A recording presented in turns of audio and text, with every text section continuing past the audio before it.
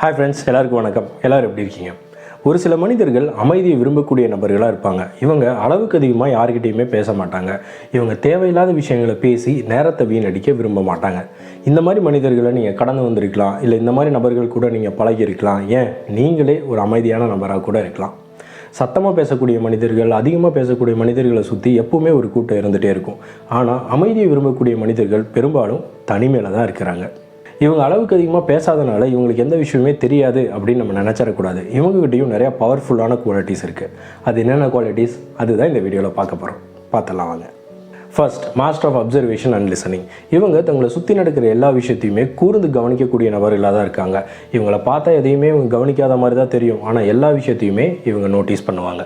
மற்றவங்க தவற விட்ட விஷயங்கள் கூட இவங்க கண்ணில் ரொம்ப ஈஸியாக பட்டுரும். ஒரு பிரச்சனையை ஆராய்ச்சி பண்ணி அதுக்கான சரியான தீர்வை வழங்குறதுல இவங்க வல்லவர்களாக இருக்காங்க.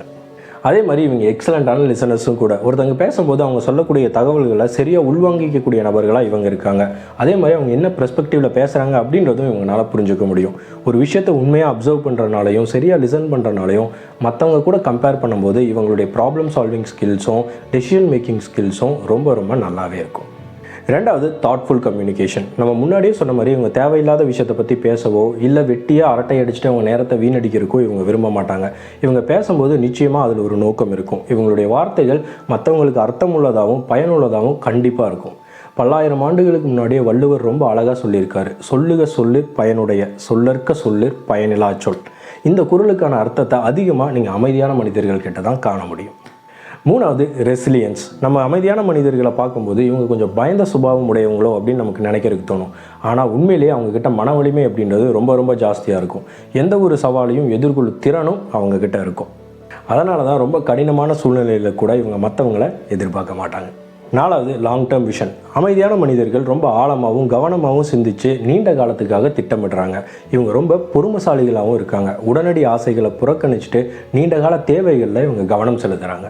டிலேட் கிராட்டிஃபிகேஷன் அப்படின்ற விஷயத்தை எல்லாருனாலையுமே கடைபிடிக்க முடியாது. அதுக்கு செல்ஃப் கண்ட்ரோல் அப்படின்றது ரொம்ப ரொம்ப அவசியம். அது அமைதியான மனிதர்கிட்ட ரொம்ப அதிகமாகவே இருக்குது. Albert Einstein, J K. ரவுலிங்னு சக்ஸஸில் உச்சம் தொட்ட பல பேர் இன்ட்ரோவர்ட்ஸாக தான் இருக்காங்க. தனிமையும் அமைதியையும் விரும்பக்கூடிய நபர்களாக தான் அவங்க இருக்காங்க.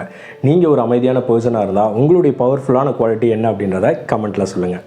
அமைதியை விரும்பக்கூடிய உங்களுடைய நண்பர்கள்கிட்டையும் உறவினர்கள்கிட்டையும் இந்த வீடியோவை பகிர்ந்துக்கோங்க. நன்றி, வணக்கம்.